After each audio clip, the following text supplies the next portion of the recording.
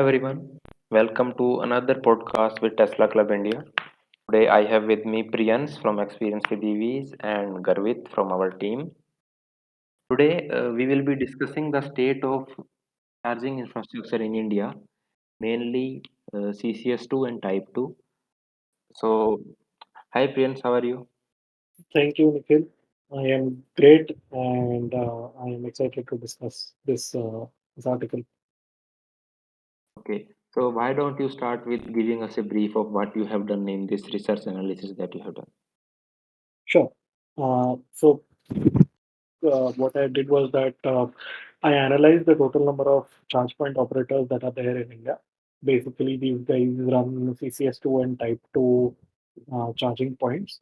Uh, for someone who's new to electric vehicles, these are the two ways where you can charge an electric vehicle while on the road or while in the city. Uh, so I what I did was that I collected all the data that is there from all the charge point operators that I could find in India, and I found around 50 plus charge point operators. Imagine that you have 50 plus brands who run their own fuel pump, and you have an app for each one of them, and you can get fuel on their app only get fuel on that pump using only their app. It currently the electric vehicles in India are in that particular scenario where we have to use 50 different charging apps to get charged anywhere in India. So what I did was that I did an analysis as to what states have the highest number, which CPO is strong in what region, which we will discuss over this course of the podcast. Okay, that sounds like amazing, and I have read it already. It is amazing. So excited to get deep into this. So as you mentioned, India has 50 plus charging point operators, and I think I think it has grown a lot in last 1.5 year. It speaks a lot about the EV market as a whole, that where this is going. It's only going up, and more companies are coming to support the EV users on the road. So I'm excited for Indian companies, the startup system that is there with the CPOs, how they are growing and how their business model is. So we will go in deep. What are they doing right now?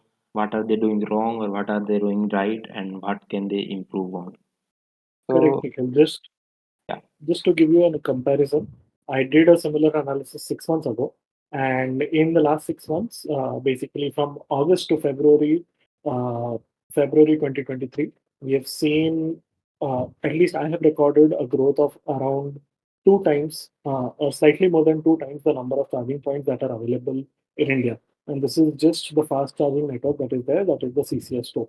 Uh, Last time around, I did not do the analysis for Type 2, but going forward, we will be having uh, every 6 months we will be having an update as to see where we are in terms of charging point operators.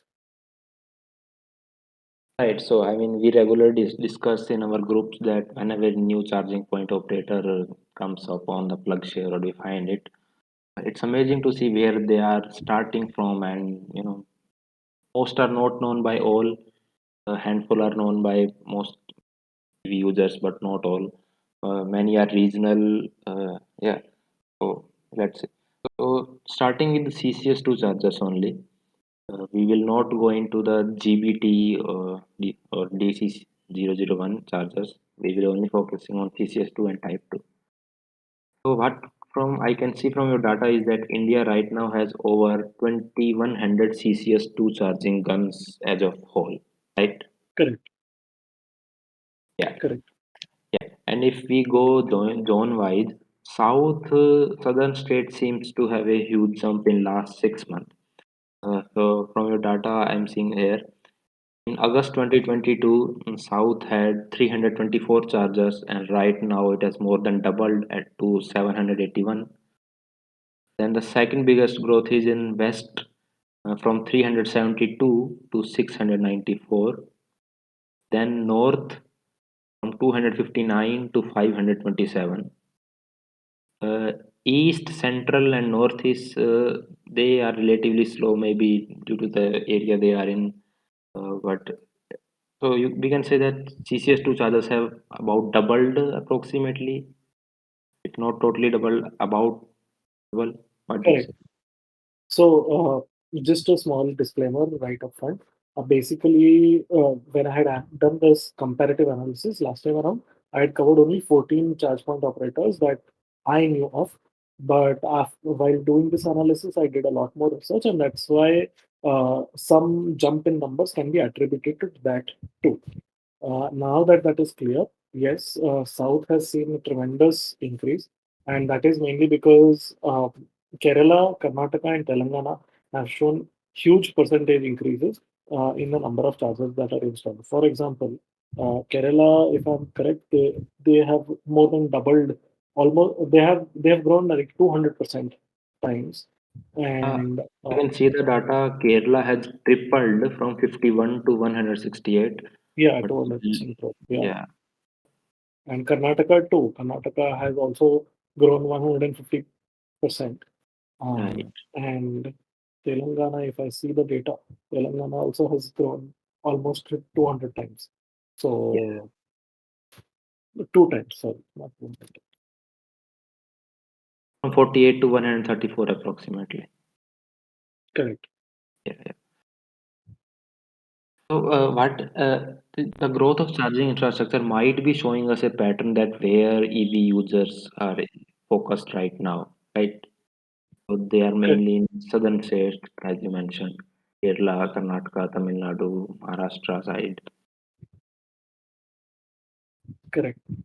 Yeah, And while we are talking about the South Zone, let us talk about a couple of more things, right? The biggest players in South Zone, the biggest player obviously in all regions is Tata Power. But outside of that, you have Xeon, which is the second number at 75 chargers. Tata Power is at 308. And then you have ChargeMod at 64. And then you have Fortum at 56. These are the top four players. Uh, the interesting thing about each of the three players, that is Xeon, ChargeMod, and Fortum, right? Xeon is prevalent highly in Tamil Nadu. ChargeMod is focused solely in Kerala, and Fortum is present in Karnataka. They are also present, yeah, they're mainly present in Karnataka. It, Fortum is also present in other states, but in South India, they're mainly in. So this is also an interesting tactic to see whether how much penetration can a state take, and how will these charge point operators grow outside of this one particular state.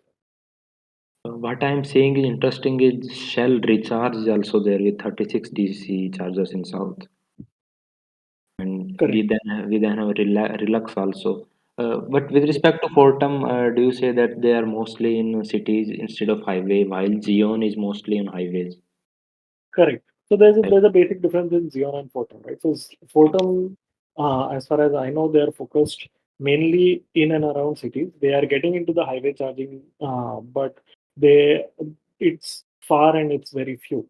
You will find them mostly in cities. Their focus is to ensure that uh, basically their premise is that if an EV consumer does not have a parking space, which is true for many people who are living in cities, in our cramped cities, then they will want to rely on fast charging, and Fortum wants to be their service provider for that. Whereas Xeon, on the other hand, Xeon has gone deep in Tamil Nadu. They are also expanding. They are also present in Karnataka. They are also expanding to Maharashtra, but their main forte is Tamil Nadu. Like, that is the strongest part. So yes, I mean, obviously the Xeon will this be present across the highways, in cities, in smaller towns, and almost everywhere in Tamil Nadu. Garvit, do you have any specific data with relation to southern states? Well, hello. I have been watching this charging space since 2021. Uh, and I have seen tremendous growth in the southern region and also the Maharashtra part of our country. This is again accelerated by implementation of state policies and other subsidies and incentives. Moreover, even though there are subsequent charges uh, in the southern part of India on the electricity tariff, as mentioned by Xeon previously, now some of them are already been resolved. So I hope the infrastructure may boom faster in the south as compared to north. One more interesting point we shall note is how the charging infrastructure from Kerala, uh, which is basically a complete coastal state, is accelerating the charging infrastructure up to Udupi, which is basically covering the western coastline of India. Uh, Correct. It's mainly for people doing road trips in that area. I mean, they are trying to cover the area where people are going to be road tripping.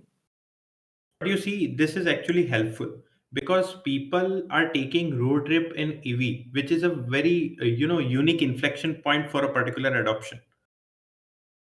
Right, If people this CCS chargers are for long distance travelers or just for a quick top up. right. They're not regular go to use chargers, but they are there in case you want to travel anywhere. Now in contrast, let's talk about the East Coast. Uh, Although there are chargers in Tamil Nadu, which is prevalently covered by Xeon, but the coastline is deprived of these chargers. I can see chargers up to Pondicherry, but not more south from there. But as you move north from Chennai on the coastline itself, you have specific gaps which need to be covered as soon as possible because, firstly, they connect important centers, and another thing is this will give you another route to Hyderabad and Vishakhapatnam. I think Correct. we have seen some waiting times in those areas also. There are multiple cars, but there's just one charger. So definitely need more infrastructure where, I mean, yeah, there are many chargers in south, but as EVs are going up, we need more chargers. Priyans, have you experienced any wait?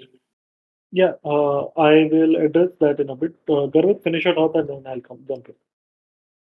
Yeah, okay. So one more point here I want to add is charging infrastructure near Hyderabad and Vishakhapatnam. I've seen tremendous growth here too. Maybe due to the road which is connecting to important cities of Vishakhapatnam and Hyderabad. Although this is not a direct road or the shortest route to Vishakhapatnam from Hyderabad, but the road itself connects many other important towns, cities, and talukas, um, which is not which was not there in 2021. Also, the number of CPOs have been grown around 7. So Right. quite also the restaurants are coming up with interest for setting up chargers of different kinds, and sometimes you will find multiple CPOs at the same location. So Priyans, how you find it? Yeah. So I'll take you back to the Kerala point that you were mentioning till Udupi, and then I'll continue from there. So if you see, Kerala is a very small state on the western coast, and it's a very dense state, in meaning that uh, you have multiple small towns back to back. Like it's if you travel from the southern tip of Kerala to its northern point, there very rarely will you see huge patches of land where there is no settlement. It's a continuous settlement. uh, so that means that there is constant urbanization, there is constant like people are living there uh, next to each other, and that allows for setting up the charging infrastructure very easily. Whereas if you compare that to our east coast, which is near Tamil Nadu and Andhra Pradesh, I am not sure whether that density is similarly present on that coast or not. So that probably explains why you see continuous or heavy charger penetration in Kerala or on the west coast. Now, speaking of coastal ride, right? Uh, I am planning to do a coastal ride from Bombay to Kerala all the way in the monsoons, and I would prefer going along these highways, along the sea or as close to the sea as possible, and see how the charging infrastructure is there. So maybe once I've done that, then we can do another uh, podcast, and I can share my experience then. Um, as compared to charging wait time that Nikhil had asked, I have not. Luckily, I have not seen any charging wait time.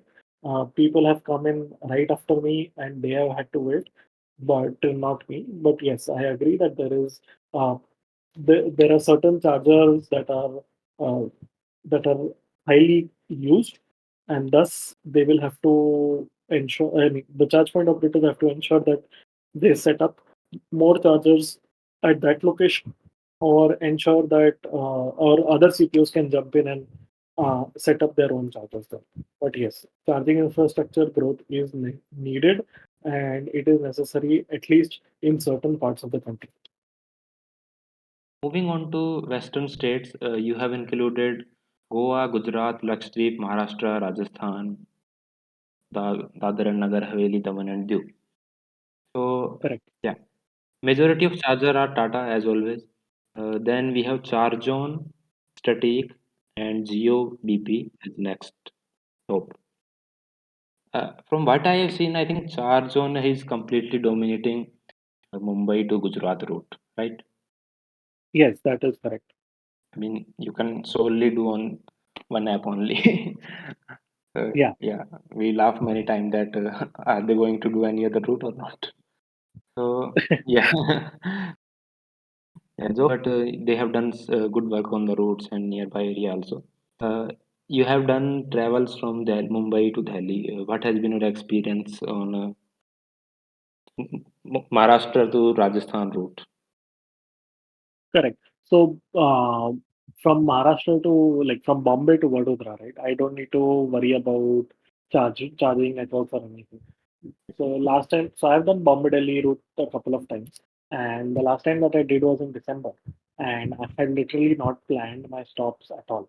Mumbai Vadodara is technically possible in a single stop in an MG, and that too uh, if you don't drive cautiously. Otherwise, you can stretch it in one go. But yeah, I mean, you have continuous charges. In fact, from Bombay to all the way till Gandhinagar, and not even Vadodara. So you have new CPOs coming up. You have a lot of charge zone chargers that you will see on this road. So it is great that they have, I mean, at least they are dominant in one space. And even in Bombay City, I have seen multiple charge zone chargers instead of any other chargers. Like if you go to a mall, or if you go to uh, a shopping complex, basically you will see charge on chargers or fast chargers there, DC fast chargers, instead of, let's say, a Tata Power charger or something like that.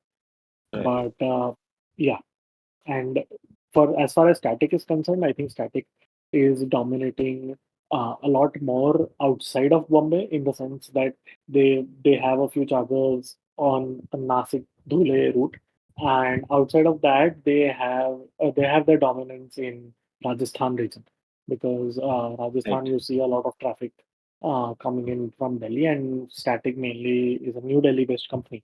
Right. So yeah, that makes sense. Yeah. So and then we have BPCL is also ramping up their charges in India, and we have Bhel EV, Adani. Yeah. So moving on to the northern part, you have included Chandigarh, Delhi, Haryana, Himachal, Jammu Kashmir, Punjab, Uttarakhand, UP. As usual, Tata is dominating. Then we have Static, Jio, and Fortum as next top three. So, Correct. as, And Geo and Fortum are very close, like 46 and 45. yeah, yeah. So that position gets reached anytime. I'm surprised to see Jio being that close in the northern region. Yeah, I haven't noticed that earlier. So Fortum, even, yeah, yeah, even I had not noticed Geo's rise, but they have been growing massively and in a very swift way. The main reason that you're not seeing huge numbers, or basically uh, you're not seeing people using geo chargers, is because of one biggest fault. They are installing chargers at their petrol pumps right. where there are no amenities. but all the other CPOs, I mean, all the other CPOs except Tata, like be it Static, be it Charge Zone, be it Xeon, be it ChargeMod, they will install chargers where there are certain amenities already available, or even Fortum. Fortum is in cities, so amenities are not really needed. But I mean, if I remember, imagine being, yeah, if I remember initiative that Jio was going to install like a point for to get your things for to freshen up. I remember one charger. We will put it up later, but I'm not sure if they are implementing it everywhere or not. no idea about that. Yeah. But yeah, I mean that is my biggest feedback to Geo. That please install chargers where there are amenities and people will start coming in. Not just to Jio, everyone that is installing charger, please try where there are some amenities. Person should be able to rest for the half an hour or so. Should be. Garvit, why don't you jump in? Yeah, so regarding JioBP chargers, what they are trying to do is to set up mobility stations. Uh, they are making stations which have amenities, uh, right from food to fuel to EV charging to air and lubricants as well. Although they are basically currently converting their old Reliance pumps into JioBP pumps. Uh, these mobility stations are said to have coffee and some snack items. Mm, tea also, of Correct, course. We need tea. Yeah. correct. I remember a Noise Factory video about this. Yeah, yeah. It was on Mumbai Pune Expressway where they had visited a GeoVP charger, or Pune Mahabaleshwar, one of the two expresses. Now, adding to the surprise of Nikhil and you regarding how come GeoBP suddenly come into the third or fourth place. If you study something uh, about their installation of chargers using PlugShare, you'll find something strange. They are not scattered like Tata Power or let's say Static. Sometimes you'll find multiples gun in the same place. I think it might be more based on use case. Yeah, yeah. For example, they have around two malls where in Delhi, where they have multiple chargers. One might be that they have partnership with Blue Smart. Is that the one? Yeah, that's there. They are also marked as public on the app, Right. the CCS2 ones. Yeah. Yeah. So rounding up CCS2 now, Priyansh, why don't you do that for us since you have done the analysis all? Correct. So, if we have to summarize, right? Right. So, Tata Power is clearly the leader with 966 chargers out of 2,156, and you have at least three CPOs. Uh, yeah, you have at least three CPOs who are fighting for the next spot, which is Charge Zone at 155. You have GeoBPC at 142, Fortum at 118, and Static at 133. So this is still a very long way away from a very long. It's a very long fight to catch up with Tata, but definitely if these CPOs focus on their regions, they can definitely fight Tata in their own zones and get a lead over them. Obviously, charging experience at most of these chargers is a lot better than charging at a Tata charger, Right. given the amenities, given the use of the app, etc., etc. So yeah, it's their fight to take to Tata.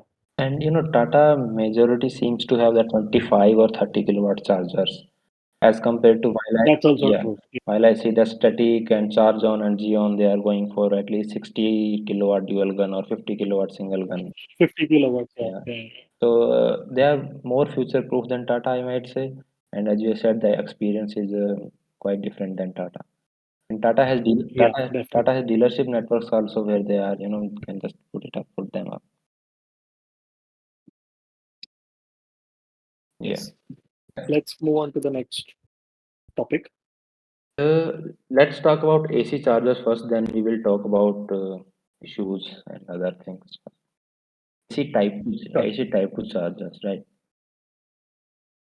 So basically, there are 1800 plus public Type 2 AC chargers right now. Uh, in this, West is leading, as I can see from your data, then followed by North and South at along same points. Uh, did you Correct. find anything interesting that why such a difference between who is leading in Type 2 versus CCS2? So, as we were discussing earlier, also that CCS, I mean, West Zone, you have Maharashtra that is the biggest contributor, even in CCS2 and even in Type 2 charges. Right. And I was just crunching some numbers, and I see that 61% of CPOs that are present in this analysis, roughly let's say 30 odd CPOs out of 50, are present in Maharashtra. Wow. That is, uh, I do not have a concrete reasoning. My assumption would be that the policies in Maharashtra are working, or Maharashtra either has the highest penetration in terms of electric vehicles, and that is why a lot of uh, you see a lot of Type 2 guns or CCS2 guns coming in Maharashtra. Every other CPO will want to install a charger in Maharashtra. That is what I've seen very clearly happening. Yes, one of the main issue that CPOs face is getting load issued by Discom. I think Maharashtra has that figured out better than, let's say, Karnataka, where there still seems to be some issues about this. And the surprising thing is that in West India, uh, the second number player is someone that you would not have expected. Surprisingly, I mean, it was surprising for me also. It is GoMe, which is basically a GoEgo charging network, and this charging network is focusing on Type 2, and Type 2 charging points are important. Uh, Basically, Type 2 is level 2 charging. It is important because when you are traveling, when you have an overnight stay, you would rather slow charge your car rather than fast charge, because fast charging your car too many times. Um, I mean, I personally do not like it. It may or may not be good for batteries. Yes, Putting your car on slow charge Putting a car on slow charge for overnight, I feel is best. It takes care of me having to find a place to park in a city or on the highway or wherever. And I mean, my car is stationary. I can do 10 different things, and the car is getting juiced up. That is a feeling that is surreal to me. I think you are talking about hotels and restaurants and stay places having them. Are they included in this public AC Type 2 chargers? I mean, while yeah, it's awesome if you have a So, charger at your hotel, you can juice up slowly overnight, no issue. And I think every hotel and restaurant should put up at least a 16 ampere plug point. You know. But if better if they can have AC Type 2 also. I think it should be different from the general public charger, like on the way route or on the near the offices or such, where you might have some short trip for 1 or 2 hour, like in the malls or some other places. correct. So currently that distinction is not done. I have just included all the public chargers that are available. Public charger by definition would mean that even if I'm not staying at a hotel, I can go there and Right? charge. If the hotel guest is not charging or something like that. Yeah, yeah. So after West, we have Northern India. Tata Power is also dominating here. Then we have HIEV India. I haven't, don't know much about this. One. Correct. So the reason you probably don't know about HIEV India is because they are also known by a different name. I'm forgetting the name, but I will be sharing that. I'll be adding that in the notes. They are a global company. They have a subsidiary, or they run a subsidiary in India which puts up chargers in India. They are a CMS CPO, and but the biggest thing is that most of the chargers are also faulty. So that is why we have not seen uh, many users using their app to charge. However, eFill and Sunfuel and Static are the next, and along with Fortum and Govi. So these are well-known apps, and people use that. regularly. So let's just round up AC Type 2 chargers. They are about same numbers as CCS2 chargers, and they are extremely important along with Type CCS2. CCS2 main focus I think should be on highways, while Type 2 focus should be in cities mostly. Uh, what would you say this? Before we Yeah, before we move on, there is one small point that I would like to bring up, which is in AC Type 2 in South India, wherein you have Tata Power at 104 and the next player is Fortum at 93, which is almost equivalent to Tata Power. But there is a slight uh, disclaimer in this data. Fortum has around 40 charging guns in two malls, like 40 in each mall in Bangalore, Bangalore. right? So that inflates the number. But at least if you're talking about absolute numbers, you have someone who's competing or very close to competing with Tata in one type of charging network in one zone in India. So that is something that we should appreciate. I would like to know how their 2 moles charger are being used. They're big. I think 50 plus chargers at a place, including DC ones. I would love. I would Correct. need to. I need to ask them what's their use rate there.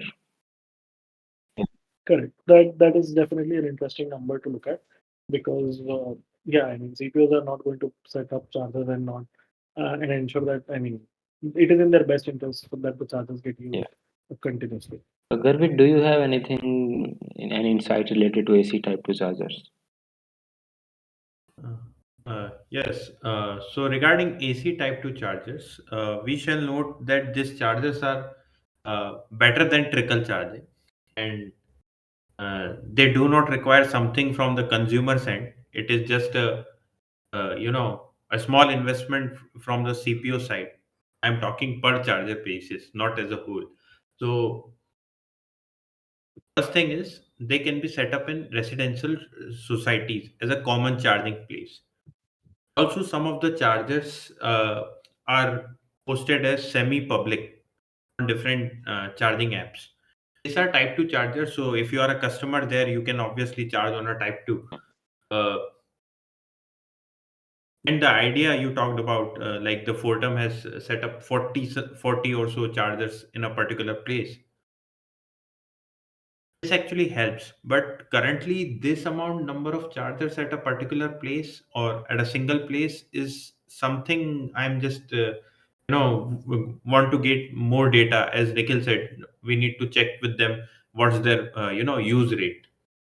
Also, cars like our most affordable EV car today, Tiago EV, which supports us AC Type 2 chargers at 7 kilowatt, is actually amazing because for it is actually just like a fast charge. Three, for example, you are at 60% with your Tiago and you are at a mall, you just put in, you spend like two and something around 2 hours and your car is again fully charged. So in that scenarios, these chargers are very helpful in high footfall areas. Right. I agree. I agree. I mean, that is probably their use case too, given why they have installed 40 plus chargers. So, once we have more data from them, we can discuss that in more detail. Right. So moving on, some of the issues with public charging infrastructure in India. One of the issues seems to be correct reporting by CPOs on their app. If the charger is faulty or it is being used or it is working. And second one is reliability of charger, obviously. So, Priyansh, any starting comments on this issue from you, from your analysis? Correct. So, one of the shocking facts that I discovered in this analysis is that one out of every five chargers is not working. Fast chargers, there is a CCS2 chargers. Let's skip AC Type 2 for now. But one in five is CCS2 chargers are not working in India. Please note that this number is reported by the CPOs themselves. This is not a number which is actually verified on ground. If we try and do that, we will find a lot more chargers that are broken than what CPOs are claiming. So this presents a very bleak picture on why chargers are not being maintained correctly, or why the chargers are not, uh, why the chargers, why, I mean, chargers need love, Right. but why they are not getting that love from the CPOs. So why is that happening is something that we need to drill deep into and figure out. So you said that 20% of charging infrastructure, at least officially, is not working, right? Let's just Correct. add 10% to it, the unofficial number. I think it still might be conservative for some area, but let's just say 30% is not operational. So that's a very huge number actually. From 2,000 chargers, if 600 are not working, that's I mean that doesn't present a meaningful picture of charging infrastructure. Okay, I mean, this let's not bash our CPOs quite No, a no, bit, yeah, because if you compare this, yeah, if you compare this number with, let's say, charge point operators in Norway or charge point operators in Europe, right. right, you will see similar numbers, or uh, close to similar numbers where the chargers are faulty. Wherein, you see chargers in America, you see that, even there, Oh man, uh, a high number of chargers, Electrify America chargers are broken. yes, So what it but there, the idea is that, I mean, you have a lot more chargers that are available in the market. That means that, you have more availability. Thus, out of, let's say, if you have 100 chargers, out of which 30% are not working, so you have only 70 chargers remaining. But let's say you have 10,000 chargers and you have like 7,000 chargers, so you have a lot more area. I mean, you have a lot more options to cover. right. So that is the only point. And one thing I would like to mention that we are not sure if every charger issue is due to charger or there's some power issue at some places, right? That could be Correct. the So factor. there are And network issue is there for some chargers I have seen. So it's variety of factor, but still, even if we just go to the charger hardware issue or the software issue, that's still need to be figured out. Uh, there are multiple issues, right? I mean, as you correctly said, one, you could not have electricity, which is very much possible in a country like India. Two, you could have that your communication module is not working, which is basically your SIM card inside the charger is not working, right? In this analysis, while I was doing that, BPCL chargers, they had not inserted the SIM cards in it, but they were showing all online. So it is just that, right, what do you say, that SIM card is not working, SIM card is not activated. It's a minor problem. Or even let's say when you go to places like Kashmir, prepaid SIM cards don't work there. You need a special postpaid SIM card. So arranging that special SIM card on an OEM level or on a CPO level, it becomes tough. And I understand that pain point. right. But I mean, so there is power failure, there is SIM card failure, and then you have the hardware failure. Hardware or software. And the Right, last, hardware or software, right? But yeah, let's treat them right. separately. Okay.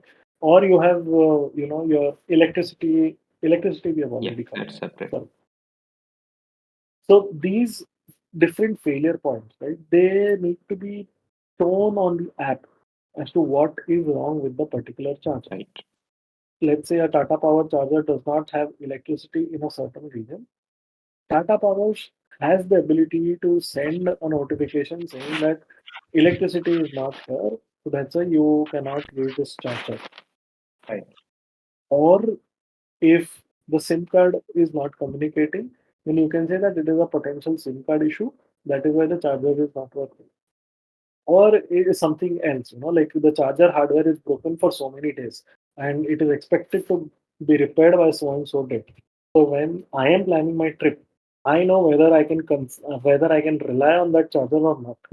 Or it's these simple things that will make EV road trips easy in India. I would like to bring one point, especially to CPO. It is more of a request that if you are having network issue or communication issue at your chargers, so that you are not able to communicate and even one cannot start the charging session from the app, your charger should go into free vent. I mean, it's better to have them on free vent than to have a owner stuck there. You might set them up with some SOC limit of 80% or 90%, but they should not completely go out of use if there is communication issue. And if you can implement RFIDs, that's better. And much better is auto charge. You just plug it and charge once you have registered on the app their VIN number and communication, if it is possible with a vehicle and the charger hardware. I am strongly in favor of the Right. last point, because that allows for authentic payment to be like, I mean, the user is authentic, the user is not trying to cheat the CPO, and the CPO gets their money maybe a day or two Right. later, or whenever, or rather instantly, because you load the money up in your wallet and only then the charger can start charging. It is just that the CPUs need to ensure that all the VIN numbers or all the RFID numbers, all the VIN numbers rather, are on the charger itself. It's a decentralized network rather than it being a centralized network. Yeah, there should be local So data that would storage on the charger itself. correct. But Nikhil, do you see the failure point here?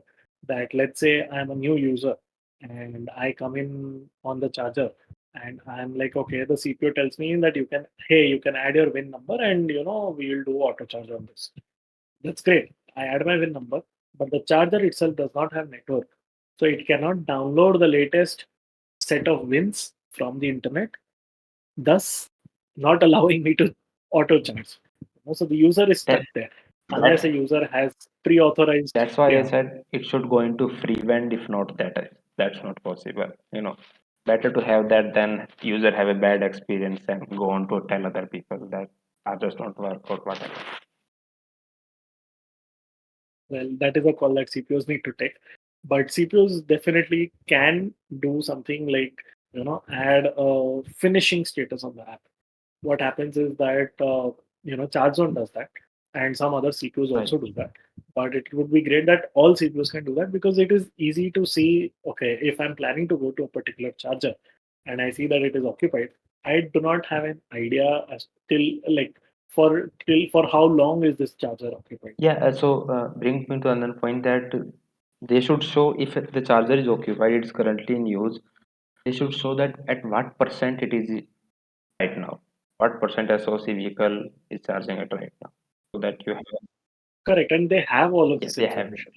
information. And yeah, we are not asking them to reveal the identity of the person or the I phone think number of the person who's charging yeah, them, but it is just the SOC, which is easily available, and easy SOC is also public information if you are at that charge point operator at that charger, right? I mean, you can tap on the screen and you can see the SOC. So might as well just I put think it on. Ionity does that in Europe. They show at what percent each charger is in vehicle. That's great. That's great. So yeah, this is one of the feature requests that I have. Outside of this, Which one existing, which yeah, CPU have you seen that having most issue, most faulty CCS guns? most faulty CCS guns. As Let percentage me of dig the their data. whole chargers. So if you're talking about percentage faulty chargers, then there are some CPUs that have 100% faulty charger network. Okay, and if you're talking about in absolute numbers, obviously Tata Power will be at the number one because one, they have the maximum Right. number of chargers, and then you have like I have assumed that their faulty percentage is around 16%, which brings us to an estimate of around 150 faulty chargers, which is more than the total number of chargers by any other CPO, working or not working, both included. Right. So You know, yeah, that I is where have we are. seen another issue with Tata chargers that many chargers are at dealers and they shut off chargers when they are closing their dealership at night. So it depends, and sometimes they just shut off the MCB and don't just bother to turn it on even in the daytime. These might be some issue that contribute to Tata, but there seems to be some issue with Delta hardware. At least was initially. I'm not sure how well they are going right now. So the issue that I have faced is that I would have been locked up in a Tata dealership overnight had I not woken somebody up. I mean, I had put my car on charge in Tata Power Udaipur, TML Chambal, Motor Corp, and it was at late at night at around 9:30 or so, and I was at low state of charge, and it was a 25 kilowatt charger, so I needed 2 hours to fully charge my battery so that I could continue my journey onwards towards Delhi. And I put my charger there. I put my car there. I went, I had some dinner, came back, and I was sitting in my car, just browsing and working a bit. And then once I had enough charge, I decided to get out. Uh, and then I realized that the main doors are locked. That I can't really get out of the car. So I mean, can't get out of the parking lot. So I was asking for help nearby. I had to move a couple of scooters to ensure that I could easily get out of that parking lot and then continue my journey onward. Uh, So yeah. yeah, so these are some issue. After Tata, which of would you say?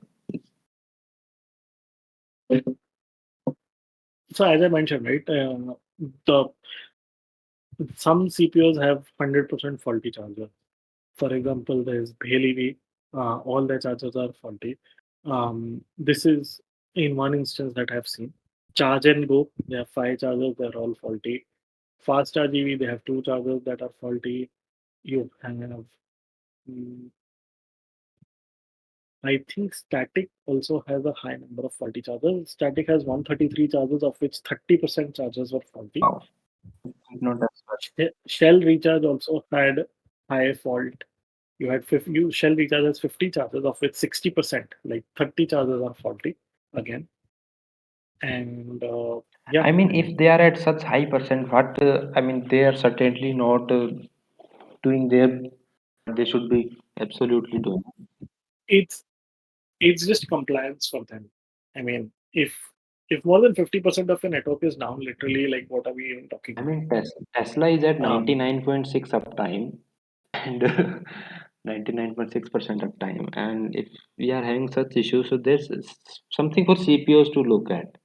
Right? If you are having, Definitely, if they want to be a serious player in this charging market, wherein you have so many players just waiting to dive in and take your spot, it is really up to you whether you want to ensure that you have a resilient charging network or not. and I think they are doing something wrong with software. Many of the CPOs are just using a standard stack software provided by the company they are sourcing charger from, whether for app and for overall managing.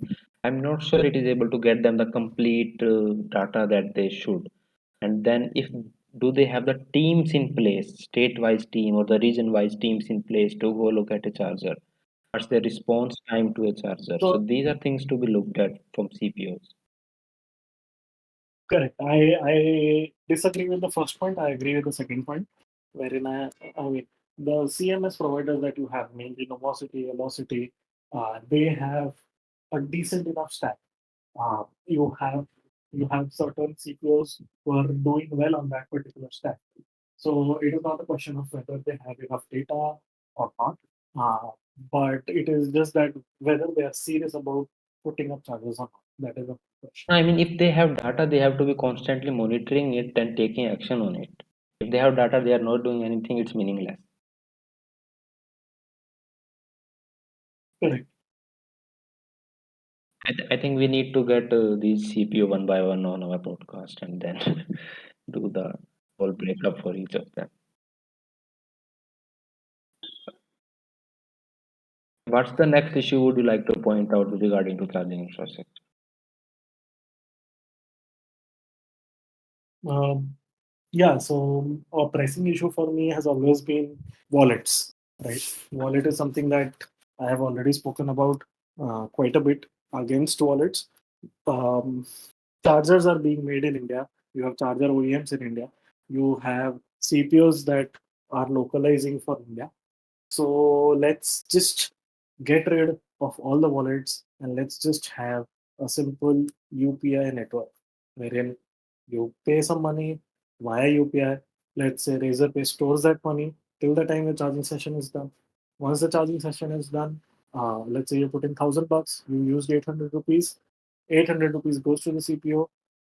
200 rupees goes back to the user. Or better still, just link it with FASTag. You know? All problems will be solved.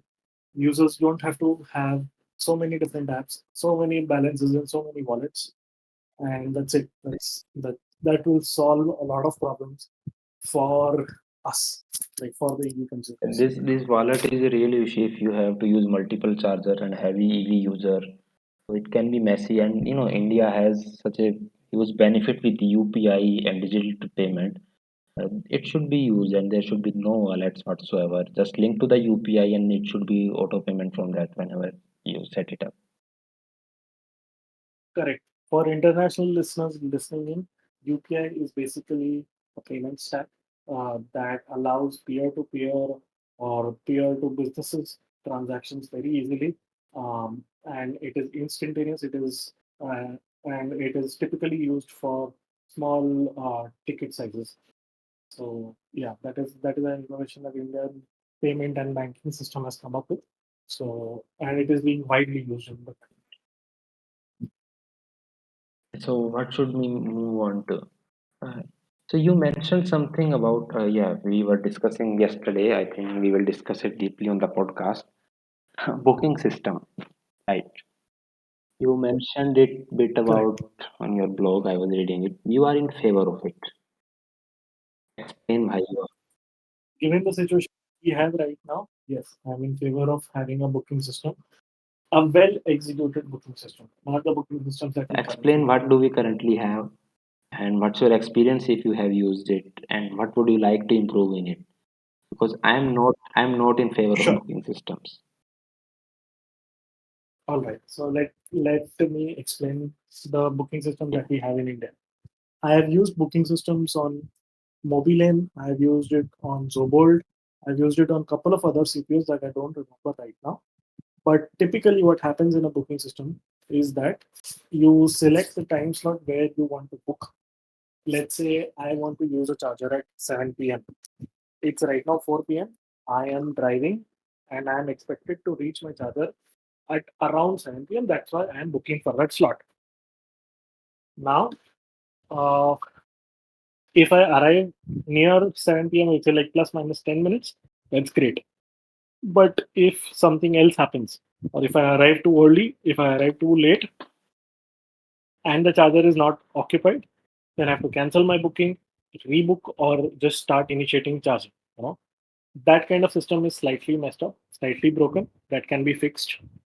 And what also happens is that I do not know if this is the case, but oh, sorry, yeah, this has happened with me also. That a charger was booked by someone 3 hours from now, and I was told that I have only 3 hours to charge, which is fine, but it was a Type 2 charger, so I needed a longer time to charge. So the current booking system, as I explained, right, that you arrive at the time slot, which is great. But if you don't arrive at that time, or someone who's waiting for you to arrive at that time should be allowed to charge at that charger. That is my only point. That is currently not being done as far as I know. Also, you do not have a penalty of booking a charging slot and not showing up for it, thus allowing users to misuse or block chargers for unnecessary reasons. So that is another thing that needs to be So fixed. that brings me to the question: why have a booking system at all? Why have a booking system? So frankly, when you are doing road trips, I in my personal experience when I do road trips, I prefer to reach at a charger with very low state of charge. That allows me that I mean that handicaps me in the sense that I cannot go look for another charger nearby. I have to wait at that charger and get my charge done. That's I the have correct way typically to road charge, that road trip, that you reach at a low state of charge, you do a quick top up and then go on.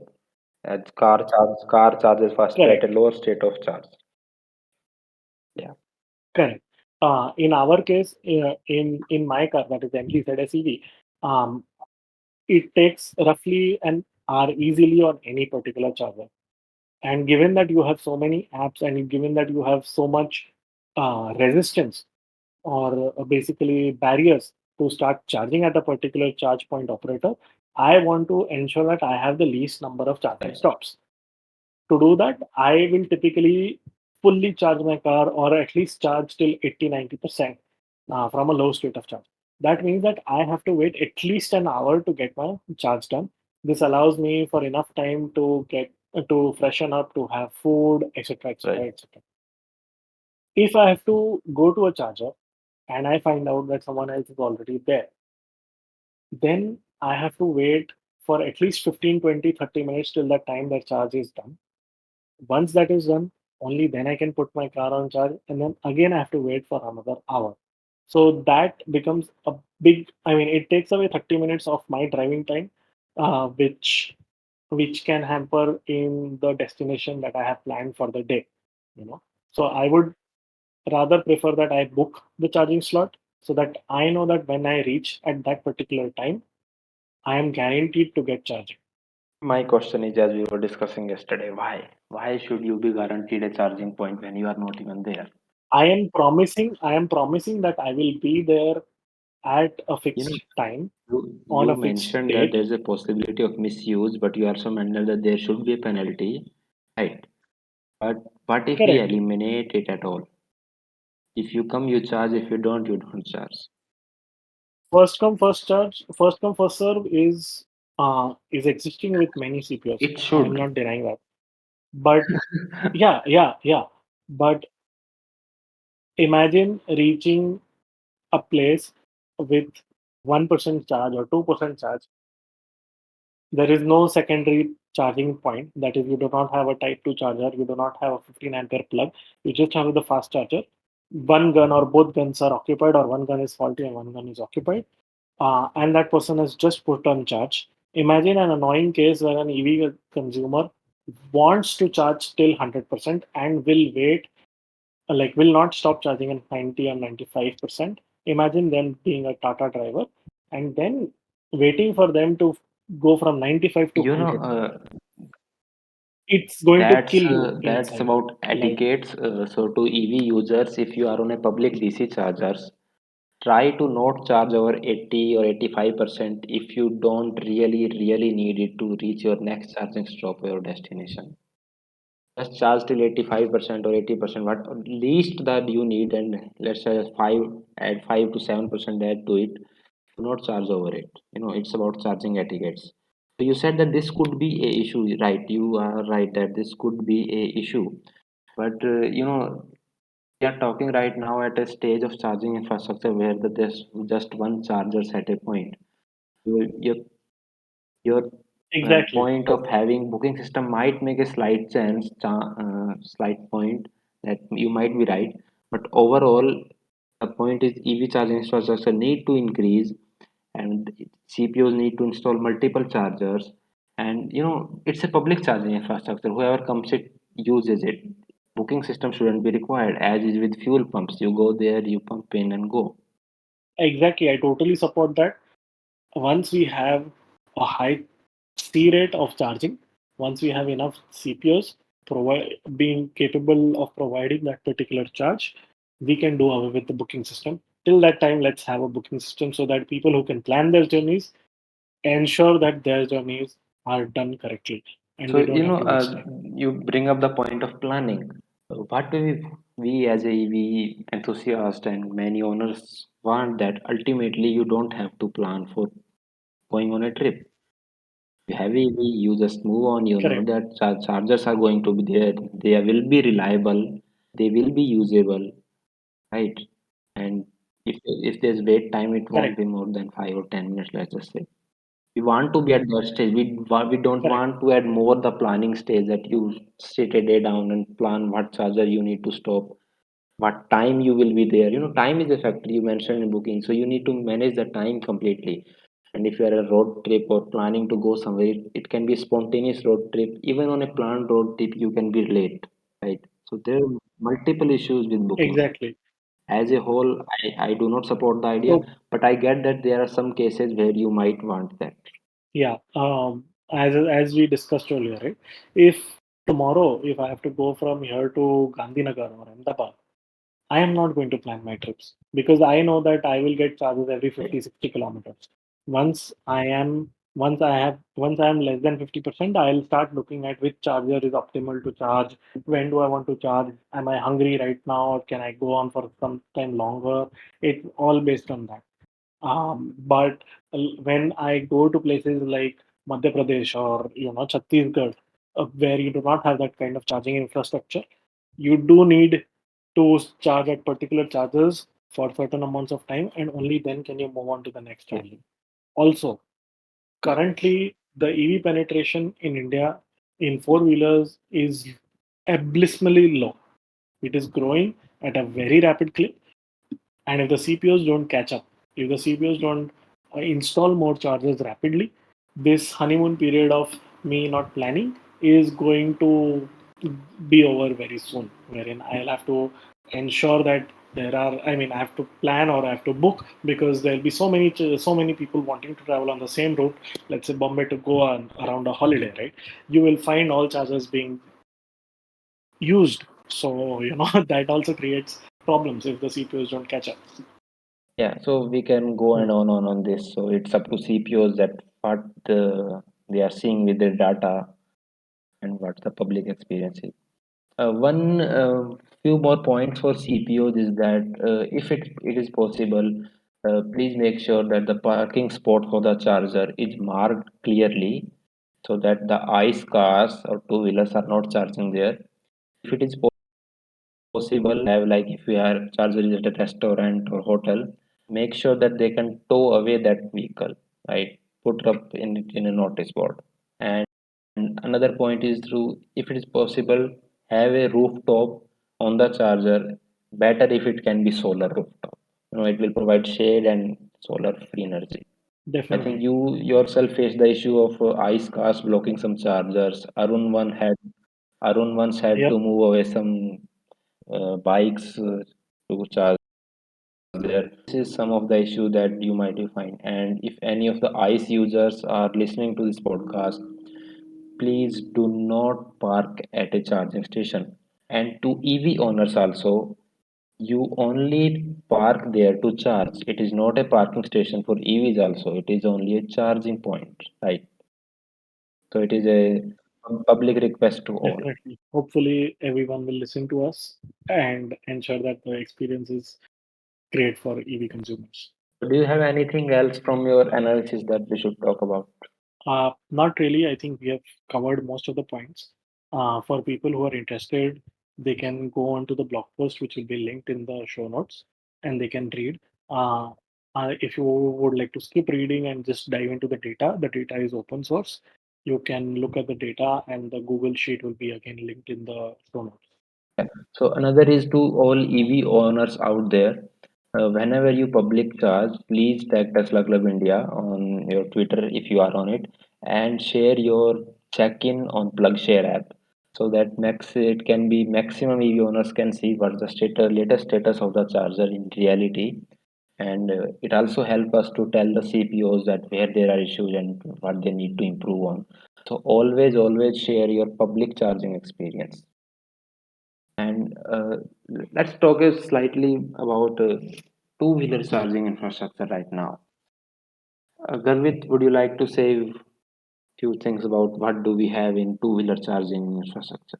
Regarding two wheelers, we have a dominant player, which is Ather Energy, who has around 1,000 plus public chargers with Ather proprietary connector.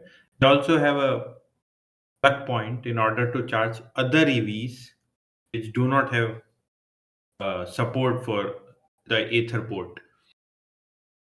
Also, we have another OEM, Ola, which has a handful of chargers around India, but they are not enough to, or I should say, they are not at good places. They are usually at petrol pumps or at their own experience centers. Other than these two guys, we have Vida or the Hero Motocorp, which is having a Um, few chargers in the metropolitan cities. So, Garvit, yeah, I would like to mention that Ather charging port and Vida charging port is same. You cannot charge right now at each other's charging station, but it should be possible. The same charge port, the company just have to enable it. Yeah, With respect to Ola, Ola charge port is used by Ola and TVS and I think Torque and Ultraviolet. So Ola charger is dominating if you say company wise.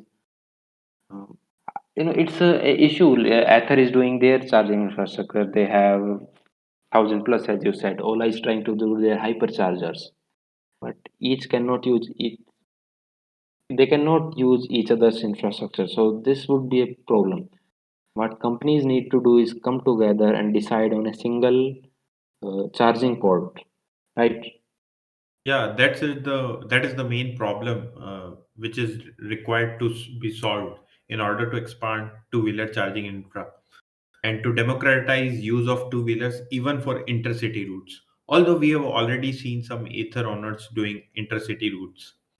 So when every two wheeler has when will have same charging port, it would be easier for CPOs to jump in like it is in four wheeler and to put up chargers for two wheeler. Right now, it's Ather as a OEM it is doing it, Ola as a OEM is doing it, which is wonderful. Companies should do it like Tesla does it.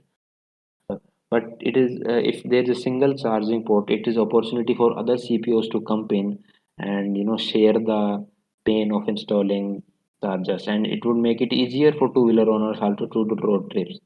Yes, mostly scooters are for use in within city also, but as let's say motorcycles come in or high capacity vehicles come, high capacity two-wheeler comes in, people are going to travel from one city to another, and this issue would be better solved if when we are at early stage we can have a single charge port for all rather than each going with its different one, right?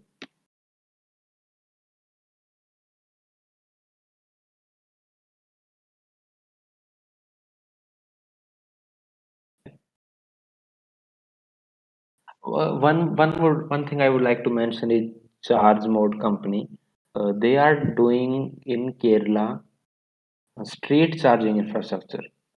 What they are doing is installing a simple charging point on the electricity poles. Hence, you have seen them. Correct. I have seen a few Twitter photos.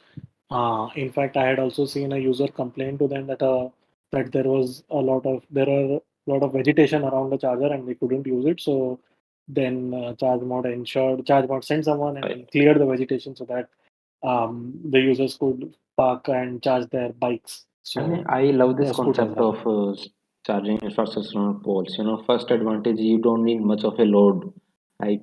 And you can install basically on Correct. each electricity pole.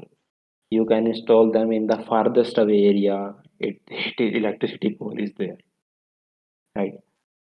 And even Definitely. coming to cities, if you are having street charging infrastructure, it would solve problem for people living in apartment that don't have a specific parking area.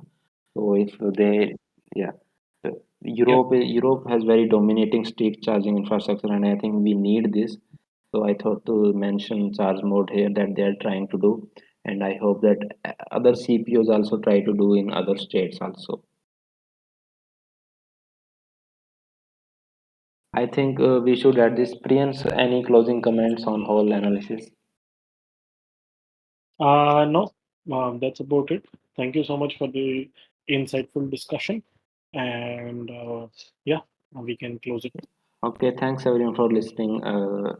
Please follow Tesla Club India and always share your experience with us so that we can share to companies and the other EV owners that how it is going right now and what are the benefits of electric vehicles and everything else. And you can follow me on EXP with EVs on Twitter. Thank you so much. And we will put up the blog link in the description and even in tweet. Okay, thanks everyone. Thank you. See you on the next episode.